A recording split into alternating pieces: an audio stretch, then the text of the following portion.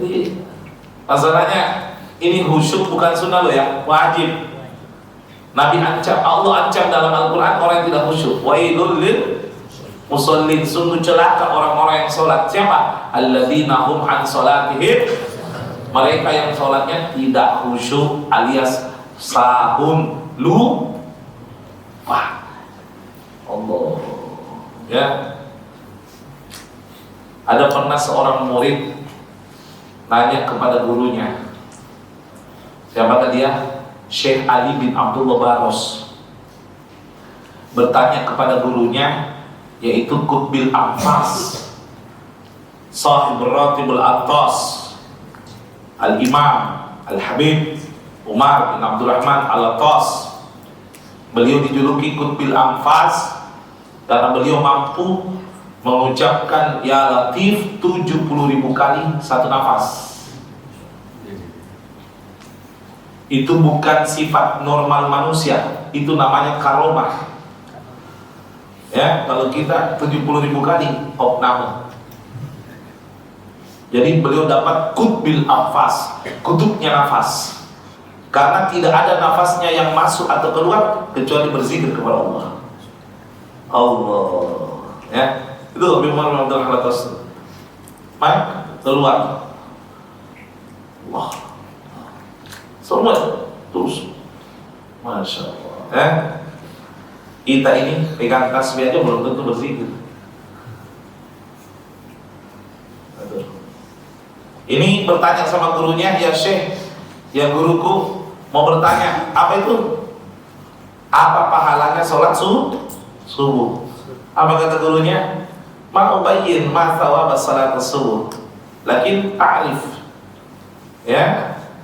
Kata gurunya, saya tidak akan jelaskan kamu apa pahalanya sholat subuh, akan tetapi ketahuilah, kau tahu sholat sunnah sebelum subuh saja itu pahalanya lebih besar daripada sedekah dunia dan seisinya. Kama qala Rasulullah SAW, raka'atanil fajar khairum minad dunya wa ma fiha. 2 rakaat sebelum subuh itu lebih besar pahalanya daripada sedekah dunia dan seisinya. Apalagi sholat fardunya. Sholat sunnahnya aja begitu, apalagi sholat fardunya. Ya. Jadi ini sholat fardu ini luar biasa. Mau dibandingkan sholat fardu sama sholat sunnah? Nggak bisa. Sholat sunnah seumur hidup, sholat fardu 1 kali, tetap sholat fardu lebih besar pahalanya daripada sholat sunnah seumur hidup. Ada misalnya orang lakukan sholat sunnah 1000 tahun, dibandingkan pahala 1 kali sholat fardu, ya tetap sholat fardu itu lebih besar pahalanya daripada sholat sunnah 1000 tahun. Gak bisa dibandingkan, gak bisa. Artinya apa? Kalau sholat sunnahnya subuh saja seperti itu, apalagi yang wajibnya. Ada yang bisa tahu pahalanya sholat subuh? Gak ada, kecuali Allah. Terlalu besar.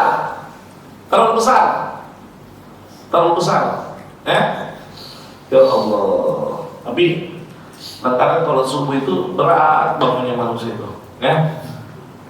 Ada tuh barbel 5 kilo enteng, 5 kilo ditambah 10 masih bisa. 42 tangan bisa. Kelopak mata ini loh, kelopak mata. Ini dibilang kelopak mata itu, penutup mata itu lebih ringan daripada sendok kecil. Ketika subuh bisa nggak diangkat? Lebih ringan daripada sendok kecil. Itu kalau subuh.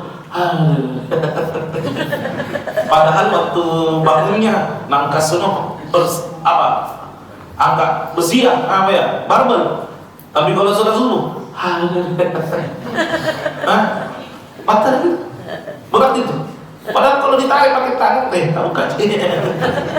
Lebih ringan dari sendok kecil ini. Kita tahu sendok kecil kan? Lebih ringan itu, sendok kecil itu. Tapi ngangkatnya itu lah. Berat ya?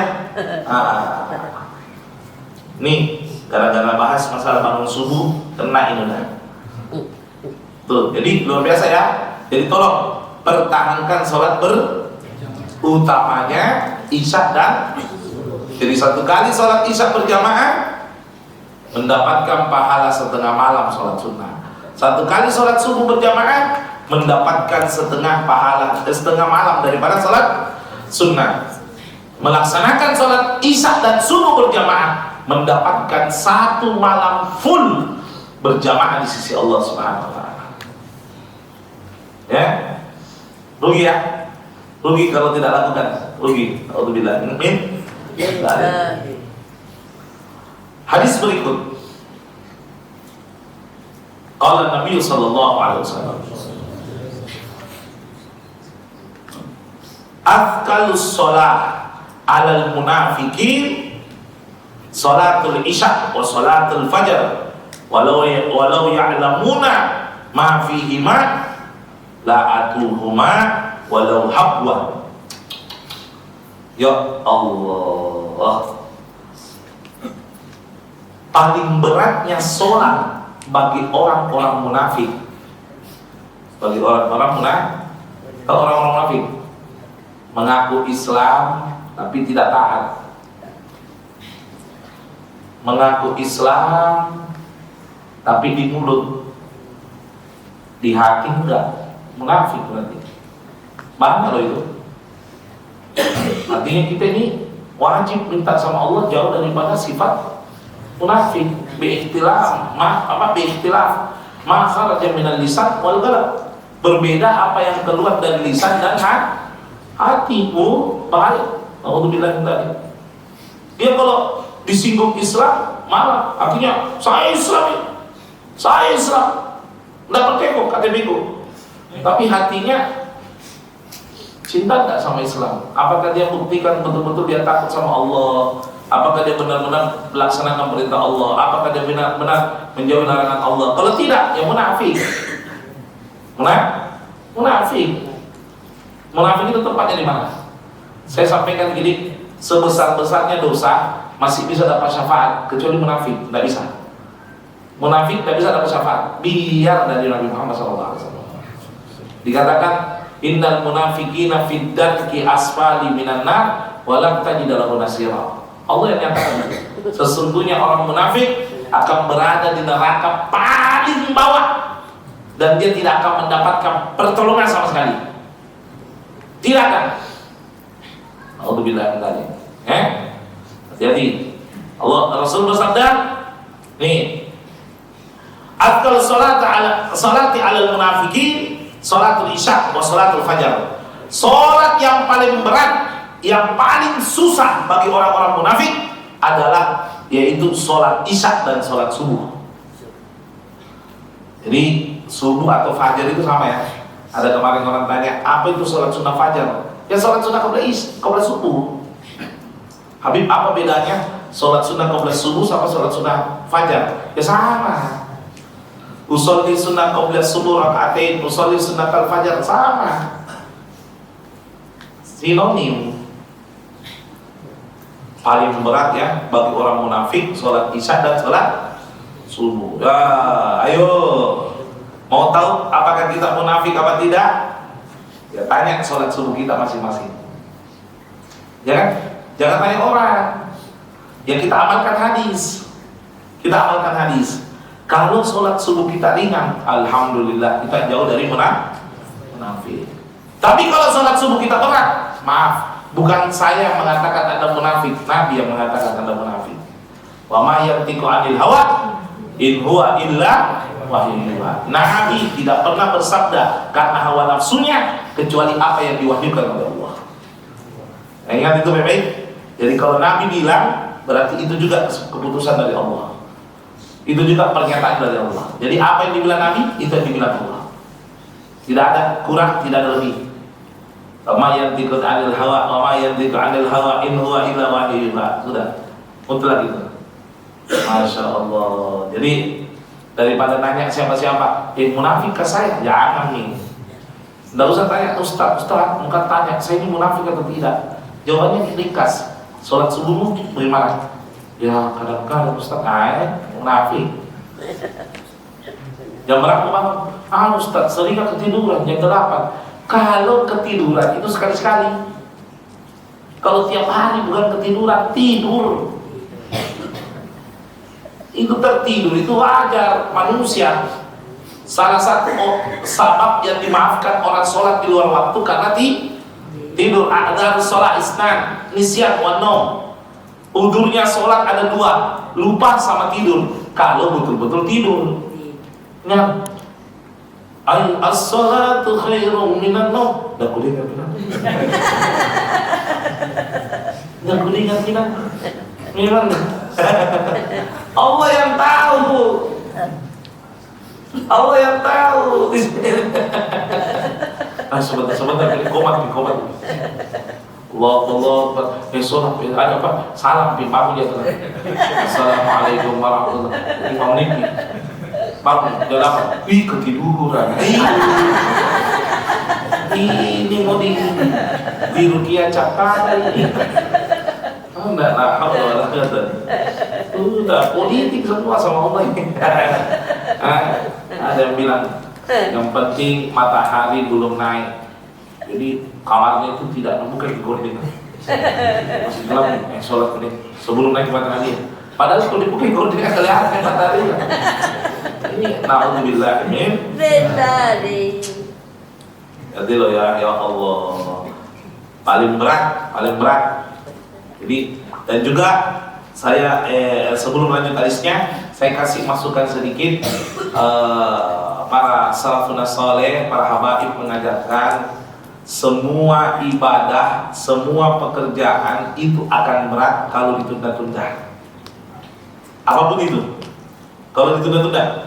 Coba gini, Anda belum sholat isya, nonton dulu misalnya jam 10 nih, belum pergi sholat itu kamu, jadi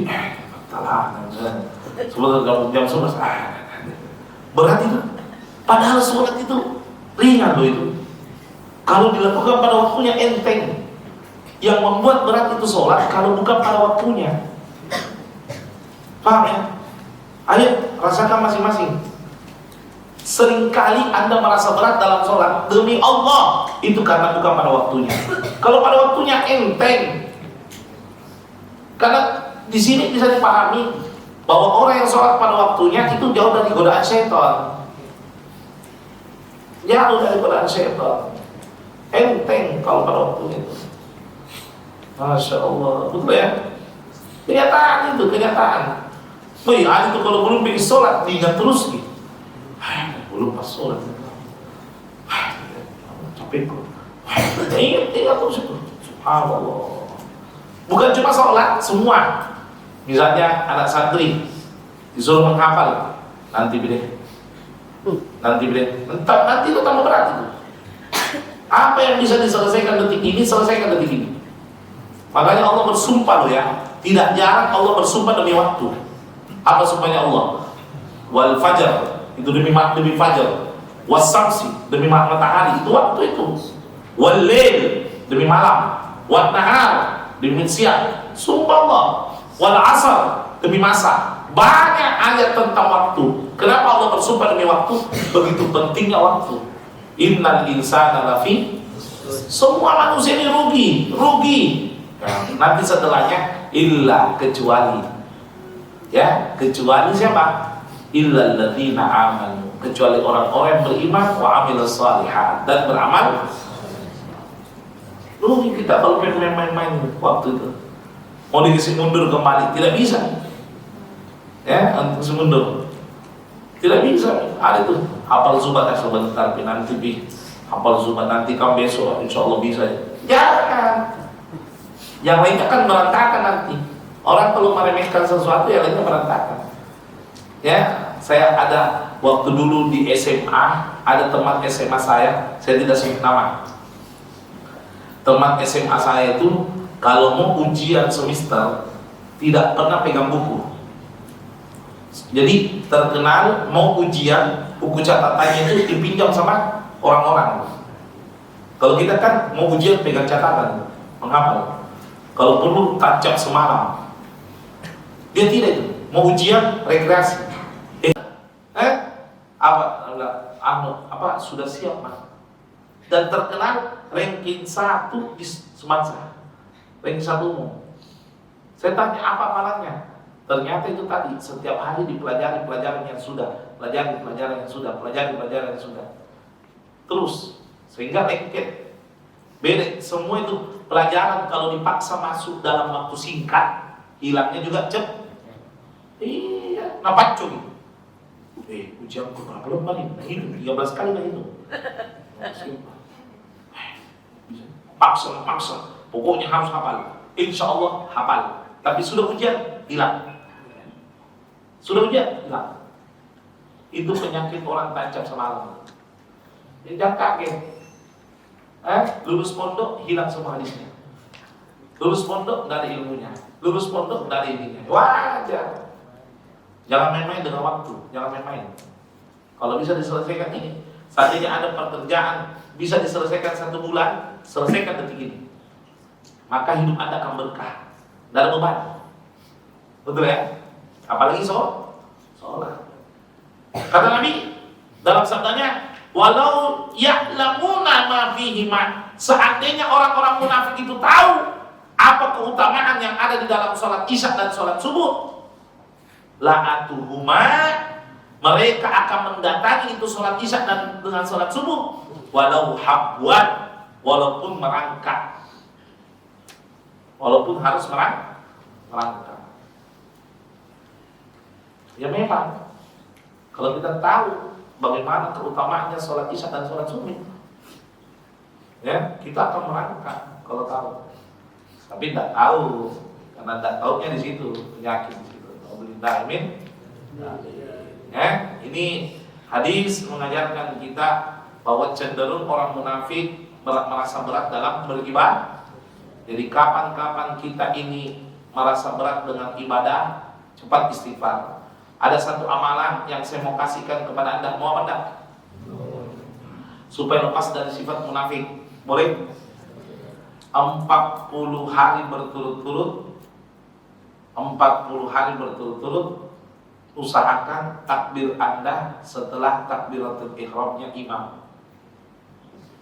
Dimanapun berada, 40 hari berturut-turut. Sholat 5 waktu ya. Takbiratul ihram Anda setelah takbiratul ihramnya imam. Jadi imam Allahu Akbar, Anda Allahu Akbar. 5 waktu selama 40 hari berturut-turut. Kalau Anda sudah lakukan, insya Allah Anda bebas dari penyakit nifaq.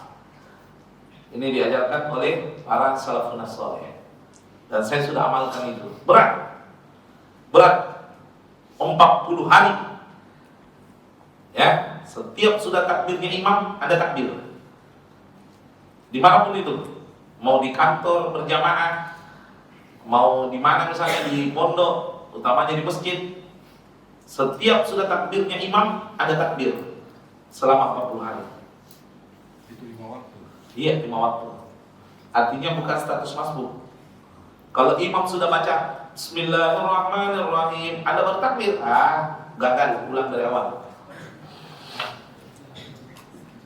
Insya Allah Anda akan rasakan bahwa Anda sudah lepas dari munafik. Berat? Iya memang. Kalau sudah begini loh. Kalau sholatnya aja dia telaten, yang lainnya pasti telaten. Kenapa? Sama Allah dia amanah, pasti sama lainnya lebih amanah. Insya Allah. Ya. Mudah-mudahan